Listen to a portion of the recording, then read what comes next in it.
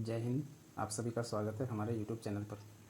आज हम लोग इस क्लास में कक्षा 9 का अध्याय 1 इतिहास का जो पहला चैप्टर है फ्रांसीसी क्रांति, इसका आज पार्ट 2 है। इसमें आप 15 प्रश्न पहले पार्ट में देख चुके हैं। आज 15 और महत्वपूर्ण सवाल को देखेंगे। तो देखिए, पहला सवाल है क्वेश्चन नंबर 16 से। सम्राट के शक्तियों पर अंकुश लगाने और सभी मनुष्य को मूलभूत अधिकार प्राप्त करने के लिए फ्रांस में संविधान कब बना था? Option number A 1789, B 1791, C 1792, D 1804। इसका सही जवाब हो जाएगा 1791, यानी कि ऑप्शन नंबर बी। अब देखिए, कर 1789 में स्टेट जनरल के आह्वान पर तृतीय स्टेट नेशनल असेंबली का गठन किया गया था। इस असेंबली का नेतृत्व मिराबियो और आबे ने किया था, जिसका प्रमुख लक्ष्य था संविधान तैयार करना, और जो 1791 में आपका पूरा हो गया था। प्रश्न नंबर 17 देखिए, इसमें कहा जा रहा है फ्रांस गणराज्य कब बना? Option number A 1789, B 1793, C 1791, D 1792। इसका सही जवाब हो जाएगा डी 1792। देखिए, 1789 में जो क्रांति हुआ था, इसका इतना प्रभाव पड़ा कि 1791 में फ्रांस में संविधान बना। 1792 में फ्रांस को गणराज्य घोषित कर दिया गया। 1793 में लुई 16वें को फांसी दे दी गई। देखिए अगला प्रश्न 18, करें नेपोलियन फ्रांस का सम्राट कब बना था? Option number A 1792, B 1793, C 1804, D 1815। इसका सही जवाब हो जाएगा सी 1804। ये हो जाएगा सही जवाब। देखिए, 1792 में जब फ्रांस गणराज्य घोषित हुआ और 1793 में लुई 16वें को फांसी दे दिया गया। उसके पश्चात क्रूर शासक रोबेस्पियर को भी 1793 में गिलोटिन पर चढ़ा दिया गया था। उसके बाद फ्रांस बाहरी राज्यों के हस्तक्षेप के कारण फ्रांस को युद्ध में शामिल होना पड़ा। अंततः सत्ता नेपोलियन के हाथ में आ गई और उन्होंने 1804 में अपने आप को फ्रांस का सम्राट घोषित किया। नेपोलियन को आधुनिक फ्रांस का निर्माता के रूप में भी जानते हैं। अगला क्वेश्चन है 19, वाटरलू की लड़ाई कब हुई थी? Option number A 1804, B 1809, C 1815, D 1821। इसका सही जवाब होगा सी 1815। इसका सही जवाब सी हो जाएगा 1815।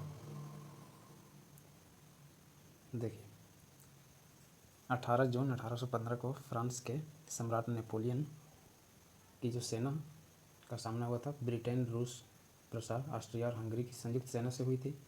अंततः नेपोलियन की यहाँ हार हो गई। Question number 20, the social contract नामक पुस्तक किसने लिखी? ए रूसो, बी मॉन्टेस्क्यू, सी वोल्टेयर, डी लॉक।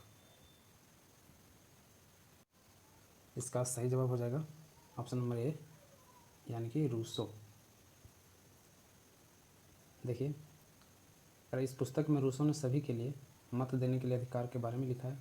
इस पुस्तक में उन्होंने लोकतांत्रिक सिद्धांत की व्याख्या भी किया है। क्वेश्चन नंबर 21, तीसरा स्टेट क्या है? तीसरा स्टेट क्या है? इस नाम से पश्चात पुस्तिका पैम्पलेट किसने लिखी? Option number A Mirabeau, B Abbe Sieyes, C Montesquieu, D Rousseau. इसका सही जवाब होगा ऑप्शन नंबर बी, यानी कि आबेसिए। तीसरा स्टेट क्या है नाम से आबेसिए ने एक प्रचार पुस्तिका लिखी। इस पैम्पलेट से लोग तीसरे स्टेट की हकीकत को जान सके, जिससे विद्रोह को और हवा मिली। आबेसिए मूलतः एक पादरी थे, लेकिन सच्चाई और मानवता के नाते उन्होंने तीसरे स्टेट के लोगों को समर्थन किया। आपको बता दें कि पादरी प्रथम स्टेट के अंतर्गत आता है उच्च वर्ग में, फिर भी वह नीचे वर्ग वाले यानी कि तीसरे स्टेट वाले लोगों का समर्थन किया मानवता के नाते। क्वेश्चन नंबर 22, इनमें से सक्रिय नागरिक से संबंधित सही कथन का चुनाव करें। ऑप्शन नंबर ए 18 वर्ष से ऊपर सभी आयु वर्ग के लोग, बी 25 वर्ष से ऊपर सभी पुरुष, सी 25 वर्ष से अधिक आयु वर्ग के ऐसे पुरुष जिन्हें मत देने का अधिकार प्राप्त था, डी फ्रांस में जन्म लेने वाले सभी लोगों को। तो इसका सही जवाब होगा ऑप्शन नंबर सी यानी कि 25 वर्ष से अधिक आयु वर्ग के ऐसे पुरुष जिन्हें मत देने का अधिकार प्राप्त था। देखिए इसमें 25 वर्ष से अधिक उम्र के ऐसे पुरुष ही सक्रिय नागरिक कहे जाते थे जिन्हें वोट देने का अधिकार था। वोट देने का अधिकार 25 वर्ष से अधिक आयु वर्ग के ऐसे पुरुषों को था जो कम से कम 3 दिन की मजदूरी के बराबर कर चुकाते थे। इस प्रकार फ्रांस में सक्रिय नागरिकों की संख्या 40 लाख थी, जबकि कुल जनसंख्या कितनी थी? 2.8 करोड़। क्वेश्चन नंबर 23, इसमें कहा जा रहा है कि जैकोबिन क्लब क्या था? ऑप्शन नंबर ए अमीर सामंतों का जुआ खेलने का अड्डा, बी पादरियों के सामूहिक चर्चा का स्थल, सी 60 वर्ष से अधिक आयु वर्ग के लोगों का आश्रम, डी छोटे दुकानदार और कारीगरों का क्लब। तो इसका सही जवाब होगा ऑप्शन नंबर डी यानी कि छोटे दुकानदार और कारीगरों का क्लब। जैकोबिन क्लब के सदस्य मुख्यतः समाज के गरीब वर्ग से आते थे। ठीक है, इनमें छोटे दुकानदार और कारीगर जैसे कि जूता बनाने वाला, पेस्ट्री बनाने वाला, घड़ी साज सफाई करने वाला, नौकर, बिहारी मजदूर इत्यादि शामिल थे। क्वेश्चन नंबर 24, लुई 16वां के पतन के बाद छोटे दुकानदारों और कारीगरों के नेता कौन थे? Option number A Voltaire, B Rousseau, C Maximilien Robespierre, D John Locke. इसका सही जवाब होगा मैक्सिमिलियन रोबेस्पियर यानी कि ऑप्शन नंबर सी। अगला क्वेश्चन है, उस पर जाने से पहले करें लुई 16वां के पतन के बाद भी फ्रांस की स्थिति में कोई बड़ा सुधार नहीं हुआ था। वोट देने का अधिकार मुख्यतः अमीरों को ही था। इसी के बाद जैकोबिन क्लब को बनाया गया जिसके सदस्य छोटे दुकानदार और कारीगर थे और इसी के नेतृत्व करता थे मैक्सिमिलियन रोबेस्पियर। क्वेश्चन नंबर 25, आतंक का राज किसने स्थापित किया था? ऑप्शन नंबर ए लुई 16वां ने, बी रोबेस्पियर ने, सी आबेसिए ने, डी मॉन्टेस्क्यू ने। इसका सही जवाब होगा ऑप्शन नंबर बी यानी कि रोबेस्पियर ने। देखिए 1793 से 1794 के बीच के कार्यकाल को फ्रांस में आतंक राज्य के नाम से जाना जाता है। रोबेस्पियर ने नियंत्रण और दंड की नीति अपनाई। रोबेस्पियर ने कुलीन, पादरी और अन्य जो राजनीतिक दलों के लोग थे उनकी कार्यशैली से असहमति रखते थे और उन सबको गिरफ्तार करके जेल में डलवा दिया था तथा क्रांतिकारी न्यायालय द्वारा उन पर मुकदमा चलाया गया। जो दोषी पाए जाते थे उनको गिलोटिन पर चढ़ाकर उसका सिर कलम कर दिया जाता था। गिलोटिन क्या था? तो एक प्रकार का मौत की मशीन कह सकते हैं। उस पर मतलब खंभों का बना होता था, उसके बीच में सिर को डालकर कटवा दिया जाता था। अब चलते हैं अगले प्रश्न पर। क्वेश्चन नंबर 26, गिलोटिन क्या था? ऑप्शन नंबर ए कैदियों को कैद करके रखने वाले जेल, बी खेल के मैदान, सी सिर धड़ से अलग करने वाली मशीन, डी गांव में बैठने वाले पंचायत स्थल। तो इसका सही जवाब होगा ऑप्शन नंबर सी यानी कि सिर धड़ से अलग करने वाली मशीन। देखो गिलोटिन 2 खंभों के बीच लटकते आरी वाली एक मशीन थी जिस पर सर रखकर अपराधी का सिर को धड़ से अलग कर दिया जाता था। इस मशीन का नाम पड़ा था, इसके जो आविष्कारक थे डॉक्टर गिलोटिन, उन्हीं के नाम पर इस मशीन का नाम रखा गया था। क्वेश्चन नंबर 27, मैक्सिमिलियन रोबेस्पियर को गिलोटिन पर कब चढ़ाया गया था? Option number A 1794, B 1791, C 1793, D 1804। इसका सही जवाब होगा 1794 यानी कि ऑप्शन नंबर ए। देखिए रोबेस्पियर ने अपनी नीतियों को सख्ती से लागू किया था जिस कारण उसके समर्थक भी त्राही त्राही करने लगे थे। अंततः जुलाई 1794 को न्यायालय द्वारा उसे दोषी ठहराया गया और उसे भी गिलोटिन पर चढ़वा दिया गया।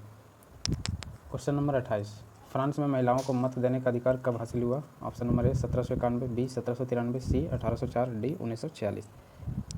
इसका सही जवाब होगा ऑप्शन नंबर डी यानी कि 1946।